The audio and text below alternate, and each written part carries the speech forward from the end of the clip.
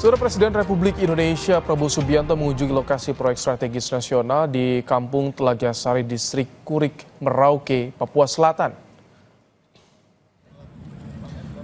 Presiden Republik Indonesia Prabowo Subianto didampingi Menteri Pertanian Amran Sulaiman memanen padi di proyek strategis nasional. Kunjungan ini menunjukkan komitmen pemerintah dalam percepatan swasembada pangan berkelanjutan. Pemerintah menargetkan percepatan proyek lumbung pangan selama 4 tahun. Percepatan ini berlaku di seluruh wilayah Indonesia, termasuk Kalimantan dan sejumlah wilayah lain.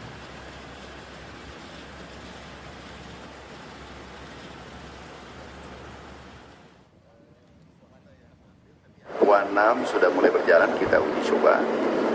Jalannya sudah 20 km dari target 140 km. Moga-moga ini bisa berjalan dengan baik. Kata kunci adalah pemerintah hadir untuk kesejahteraan masyarakat Merauke. Kita melakukan percepatan. Bapak Presiden targetkan secara nasional swasembada 4 tahun. Itu target secara nasional.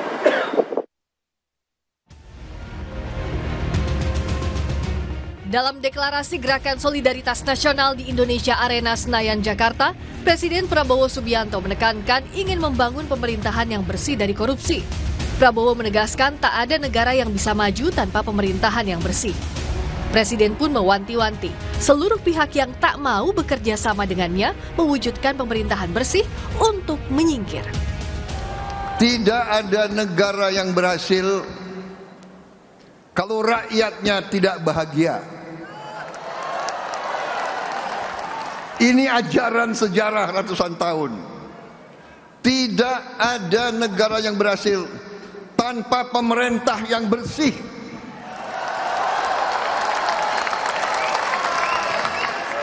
Karena itu saya bertekad memimpin pemerintah Republik Indonesia yang bersih.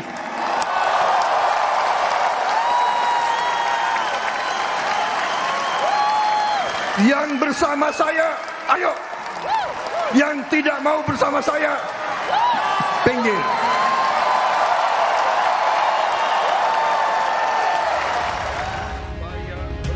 Arahan ini juga disampaikan Presiden Prabowo dalam pidato perdananya 20 Oktober lalu.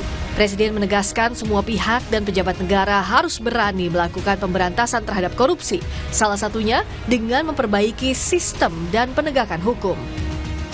Kita harus berani menghadapi dan memberantas korupsi dengan perbaikan sistem, dengan penegakan hukum yang tegas, dengan digitalisasi. Insya Allah kita akan kurangi korupsi secara signifikan. Ada pepatah yang mengatakan, kalau ikan menjadi busuk, busuknya mulai dari kepala. Semua pejabat dari semua eselon dan semua tingkatan harus memberi contoh. Penegasan anti korupsi juga ditekankan Presiden Prabowo Subianto dalam retret jajaran Kabinet Merah Putih. Secara khusus, Presiden meminta jajaran pembantunya tidak main-main dalam bekerja, serta bekerja untuk rakyat dan tidak melakukan korupsi. Tim Liputan Kompas TV. Lalu seberapa penting dan apa ukuran keberhasilan Presiden dalam mewujudkan pemerintahan bersih? Kami bahas bersama dengan Dede Prayudi, tenaga ahli utama Kantor Komunikasi Kepresidenan, dan Erlangga Pribadi, pengamat politik Universitas Erlangga Surabaya. Selamat sore Mas Uki, Mas Erlangga. Ya, selamat sore. Baik. Mas Uki, ini penekanan Presiden soal pemerintahan bersih kembali ingatkan Menteri jangan coba-coba korupsi. Seperti apa nanti langkah-langkahnya, Mas Uki? Ya, betul. Begini, dari awal itu kan bahkan ya yang tidak terekspos oleh media itu salah satunya adalah ketika para calon menteri, saat itu masih calon menteri ya, dipanggil ke Kartanegara oleh Presiden terpilih. Saat itu Pak Prabowo masih jadi Presiden terpilih ya. Dan ketika dipanggil, itu yang pertama kali ditanyakan adalah, bahkan bukan ditanyakan, ini adalah seruan ya, adalah kamu jangan rampok uang rakyat, kamu jangan macam-macam sama APBN, dan kamu jangan salah gunakan wewenang kamu. Itu yang pertama ya. Lalu kita tadi sama-sama tahu ya bahwa di Magelang kemarin ya sudah kemudian diserukan lagi hal yang serupa. Bahkan ya 2 sesi materi pembekalan itu adalah soal pemerintahan dan tata kelola negara yang bersih dari korupsi, kolusi dan nepotisme. Gitu ya. Dan kemarin ya di Senayan di acara deklarasi Gerakan Solidaritas Nasional, Presiden Prabowo yang dalam hal ini ya kaitannya dengan posisi beliau sebagai Ketua Dewan Pembina lagi-lagi menyerukan ya supaya pemerintahan ini, tata kelola negara ini itu harus bersih dari korupsi. Anda terutama yang di depan Presiden Prabowo saat itu yaitu jajaran Kabinet Merah Putih ya bahkan dikatakan kalau siap menjalankan pemerintah yang bersih, ayo. Tapi kalau nggak siap, monggo silakan keluar balik kanan, kurang lebih seperti itu. Nah kalau pertanyaannya rencananya apa yang sudah jelas itu ada 4 ya Mas Baim ya. Yang pertama itu adalah penguatan lembaga hukum. Nah penguatan lembaga hukum di sini ya tidak seperti yang populer selama ini hanya KPK, tapi ini termasuk KPK, tapi juga kejaksaan, tapi juga polisi dan lain-lain. Termasuk juga di sini adalah meningkatkan kualitas hidup para penegak hukum, terutama hakim. Misalnya seperti itu. Dan juga menjamin independensi aparat dan lembaga penegak hukum dari tarik-menarik kekuatan politik. Dan ini semuanya sudah termaktub di dokumen cita-cita Prabowo Gibran. Dan ini yang juga ada di Hambalang ya. Saat itu ada pembekalan yaitu tentang artificial intelligence, yang dimana artificial intelligence ini sebagai buah dari sebuah proses yang sedang berjalan saat ini yaitu digitalisasi yang tidak bisa tidak itu ya. Ini salah satunya untuk meningkatkan transparansi tata kelola negara. Demikian Mas Baik. Ada 4 langkah yang sudah disiapkan. Mas Erlangga, ini untuk bisa melihat berhasil atau tidaknya indeksnya nanti seperti apa? Penilaiannya bagaimana, Mas Erlangga? Apa yang bisa dinilai dari komitmen tadi? Ya kalau kita lihat bahwa Pak Prabowo ini muncul dengan narasi yang baik, bahwa memang betul pemerintahan yang berhasil itu adalah pemerintahan yang bersih. Dan beliau juga kemudian menjanjikan beberapa hal dengan program-program kerja yang akan didorong ke arah pemerintahan yang bersih. Tapi di sini untuk sampai pada penilaian terhadap hal tersebut, kita juga perlu pertama menunggu. Dan saya sendiri juga sepertinya sebagai bagian dari masyarakat sipil yang kritis tentu harus ada menyisakan setidaknya ada ruang bagi kritisisme dan skeptisisme yang sehat. Nah di sini ada beberapa hal yang kemudian juga bisa menjadi rujukan argumen tentang problem apa yang kelihatannya akan menghambat program atau kehendak atau komitmen Pak Prabowo ini. Pertama kita lihat bahwa kabinet yang muncul pada pemerintahan Pak Prabowo ini adalah gabungan dari berbagai macam aliansi kekuatan bisnis politik yang begitu besar. Dan itu kita lihat dalam sejarah ekonomi politik Indonesia, kerap kali kemudian pertautan antara kekuatan bisnis dan politik tersebut justru menghambat komitmen terhadap pemerintahan yang bersih dan deliver anggaran-anggaran yang optimal bagi masyarakat. Nah, di sini juga kemudian kita melihat bahwa tantangan-tantangan ke depan yang dihadapi Prabowo dan pemerintahannya itu tidak mudah. Kalau misalnya kita bayangkan tadi bahwa gemuknya dan masih kuatnya indikasi tentang pertautan antara kekuatan politik dan bisnis ini kemudian tidak mudah kemudian dipatahkan atau dihambat dalam kepemimpinan saja. Selain itu, faktor yang paling penting sebetulnya sampai sekarang, kalau kita melihat dalam konteks institusional, bahwa pemerintahan Pak Prabowo ini mewarisi apa yang kemudian menjadi problem pada pemerintahan Pak Jokowi terkait dengan problem KKN, korupsi kolusivisme, yaitu institusi KPK yang tidak otonom, institusi KPK yang berada di bawah presiden, sehingga kemudian tidak secara optimal bekerja untuk bersikap independen gitu. Apakah soal itu termasuk yang digarisbawahi juga Mas Uki soal tadi KPK yang tidak otonom, karena kan aparat penegak hukum bagian jadi garda terdepan nih untuk pemberantasan korupsi, mengawal pemerintahan yang bersih juga Mas Uki nih. Ya, dalam hal ini saya tidak ingin memberikan penilaian terhadap institusi penegak hukum manapun ya. Akan tetapi memang betul salah satu yang menjadi tonggak ya upaya di dalam pemberantasan korupsi ini adalah menjamin atau meningkatkan jaminan ya independensi lembaga penegak hukum ya, yang dalam hal ini apabila kita berbicara di ranah eksekutif, di sini ada kejaksaan, di sini ada kepolisian, juga ada KPK ya. Nah, kalau kita berbicara di ranah yudikatif tentu saja ada Mahkamah Agung, ada Mahkamah Konstitusi dan lain-lain. Jadi Pak Prabowo dalam hal ini ingin dan sedang melakukan ya, baru saja kick off itu untuk memastikan bahwa aparat-aparat penegak hukum ini tidak ikut terlibat di dalam tarik-menarik dinamika politik praktis. Kurang lebih seperti itu ya, bahwa memang di hadapan kita penuh dengan tantangan, sangat betul sekali. Kalau misalnya kabinetnya kecil juga tantangannya juga banyak gitu ya.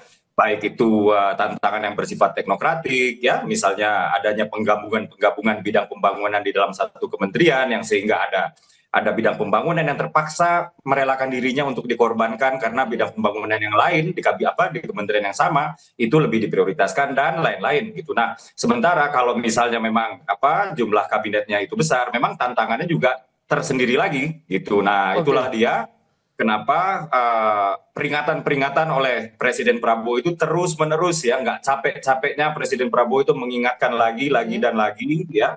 Dan ini sebenarnya ya sudah mulai nampak ya di beberapa minggu pertama ya kepemimpinan Pak Prabowo ya. Misalnya kemarin itu saya tidak ingin menyebut nama ya, karena proses hukumnya masih berlangsung, yaitu beberapa orang ya pegawai Kementerian Kominfo, saat itu masih Kominfo ya, itu sudah ditangkap ya oleh judi online ya. Ya, betul. Yang terkait dengan keterlibatan mereka sebagai oknum pegawai pemerintah di dalam bisnis judi online. Juga ada pensiunan hakim MA ya. Pensiunan hakim MA yang terindikasi menimbun kekayaan melimpah ya, dengan cara-cara yang diduga melawan hukum dan lain-lain. Demikian, Mas Bayu.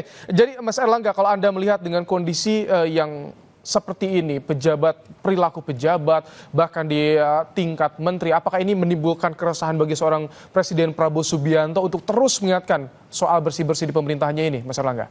Ya, itu memang PR utama Pak Prabowo. Tapi kalau kemudian menurut saya, ada dua hal yang seharusnya dilakukan oleh pemerintahan sekarang dan tentunya Pak Prabowo. Pertama, itu melakukan perpisahan politik, political ruptures, dengan rezim sebelumnya, terutama dalam konteks problem korupsi, di mana agenda konkret yang harus dilakukan adalah mengembalikan otonomi dan independensi KPK sehingga tidak berada di bawah subordinasi dari lembaga eksekutif presiden. Dan kedua, kalau memang betul-betul itu ingin mengatakan seperti yang tadi kita dengar dalam pidato, yang tidak mau sama saya dalam pemberantasan korupsi, menegakkan pemerintahan yang bersih, minggir ke samping gitu kan. Nah, artinya harus ada evaluasi. Paling tidak selama satu semester ke depan atau 1 tahun ke depan, tentang pejabat-pejabat, elit politik, kementerian atau menteri seperti apa yang wan prestasi, yang tidak kompeten, bukan hanya terlibat kasus korupsi, tapi misalnya tidak bisa menjalankan kapasitasnya sebagai menteri, pemimpin di kementerian dengan baik. Nah, kita misalnya dari rakyat, dari warga masyarakat sipil, membutuhkan bukti, membutuhkan tindakan konkret. Apabila narasinya sudah bagus, maka kita tunggu saja tindakan, apakah berani mengambil tindakan-tindakan yang memiliki efek yang kuat. Nah, disinilah kita nanti akan. Tadi Mas Erlangga menyinggung soal bagaimana positioning KPK, soal independensi KPK terutama. Mas Uki, bagaimana dari perwakilan pemerintah Prabowo Subianto, Presiden Prabowo Subianto melihat saat ini seleksi capim KPK berlangsung, bagaimana tadi singgung positioning KPK juga? Ya, secara khusus memang KPK ya, kejaksaan, kepolisian, ini adalah institusi penegak hukum di bawah naungan eksekutif ya. Jadi tidak ada yang dispesialkan karena ini KPK maka spesial, karena ini polisi maka spesial, atau kejaksaan maka spesial. Bahkan yang harus kita ingat adalah beberapa tahun terakhir kejaksaan adalah institusi penegak hukum di bawah eksekutif yang berhasil mengembalikan uang negara paling besar jumlahnya, ya, yang dikembalikan dari kasus-kasus yang terindikasi, yaitu kasus korupsi, kurang lebih seperti itu ya. Jadi di sini dalam hal ini pemerintah penekanannya itu tidak ada one man show, ya, untuk seluruh lembaga, kementerian, ya, bahkan komisi, dalam hal ini adalah KPK, ya. Yang penting semuanya di dalam hal ini. Kalau seperti tadi ada dengan masukan Presiden Prabowo. dikembalikan otonomi KPK, itu bagaimana dari pemerintah melihatnya? Saya tidak paham apa yang dimaksud dengan dikembalikan otonomi KPK, ya. Cuman yang jelas KPK itu adalah sebuah lembaga penegak hukum di bawah eksekutif yang bersifat otonom karena dia adalah komisi, ya. Dia tidak seperti lembaga penegak hukum yang lain yang di mana penunjukan kepalanya atau pimpinannya itu dilakukan oleh presiden. KPK itu kan ditunjuk oleh panel-panel dan kemudian diangkat oleh DPR, dan proses seperti itu kan masih berjalan hingga sekarang. Begitu, Mas Erlangga, jadi seperti apa harapan yang soal dikembalikan otonom KPK, kemudian juga bicara soal capim KPK nih, Mas Erlangga, komitmennya bagaimana? Iya, kalau kita mendengar jelas sekali ya bahwa pada tahun 2019 kemarin dalam Undang-Undang Pemberantasan Korupsi itu kelihatan tentang poin-poin di mana peran juga kemudian kewenangan dan posisi KPK itu ditempatkan di bawah presiden. Nah, ini yang menjadi problematik. Mengapa problematik? Kalau kita lihat capaian dari KPK sejak kemudian lahir dan kemudian sampai sekitar tahun 2018-19, itu bahwa salah satu institusi yang memiliki dukungan publik dan dipercaya membawa pemerintahan Indonesia dalam agenda terkait dengan pemberantasan korupsi itu adalah KPK.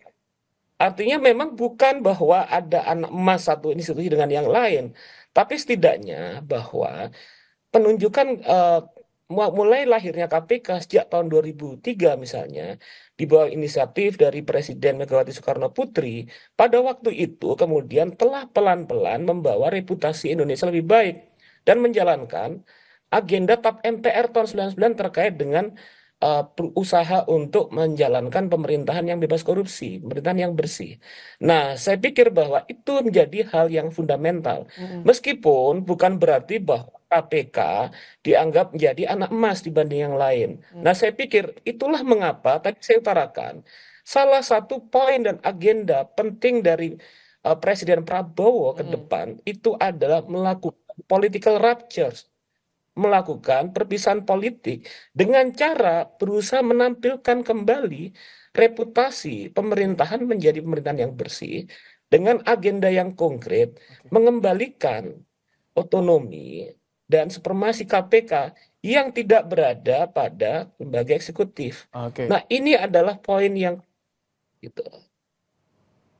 Poin yang krusial yang Anda suarakan, yang Anda harapkan KPK agar tidak berada lagi di bawah eksekutif itu ya, Mas Erlangga. Baik, saya sedikit bergeser ke soal capim KPK yang saat ini tengah bergulir. Mas Uki, bagaimana komitmen dari pemerintah? Karena kan proses di DPR ini ada muatan politis juga soal seleksi calon pimpinan KPK ini. Bagaimana pemerintahan Prabowo Subianto agar bisa menjamin yang masuk KPK, orang-orang di KPK nanti adalah orang-orang yang bersih, berintegritas? Ya, kita serahkan saja proses yang berlangsung ini ya di DPR, dan kita sama-sama tahu ya bahwa proses yang berlangsung di DPR ini juga merupakan proses yang terbuka ya, setiap orang dapat menyaksikannya ya, dan dalam hal ini kami di pihak eksekutif tentu tidak akan atau tidak bisa ya mencampur-campuri apa yang sudah menjadi kewenangan ranahnya kawan-kawan di legislatif. Jadi saat ini ya kami juga terus memantau ya, dan kita sama-sama melihat ya pemerintah, CSO yang dalam hal ini akademisi ya, termasuk Pak Erlangga juga sama-sama memantau proses yang berlangsung di DPR terkait dengan seleksi calon pimpinan KPK. Dan dalam hal ini ya saya selaku mewakili pemerintah tidak dapat mengomentari sebuah proses yang berlangsung di lembaga tinggi negara lain. Demikian, Mas Bayu. Baik, Mas Erlangga. Jadi dengan beberapa kali disampaikan oleh Presiden Prabowo Subianto, terakhir optimistis soal pemerintahan yang bersih. Singkat saja, Mas Erlangga. Saya tidak optimis, tapi saya memiliki harapan. Oke. Kalau sikap optimis itu kan berarti tidak sadar tentang hambatan-hambatan tersebut. Maka saya memilih masih ada harapan. Masih ada harapan. Terima kasih Mas Erlangga Pribadi, Mas Dede Prayudi, terima kasih telah meluangkan waktu di program Kompas Petang sore hari ini. Saudara, 11 pegawai Kementerian Komunikasi dan Digital menjadi tersangka kasus judi online. Para pegawai yang berwenang memblokir situs judi malah menjadi tersangka menyalahgunakan kewenangan dengan membiarkan situs judi online. Kami akan mengulasnya dalam catatan Kompas TV sesaat lagi.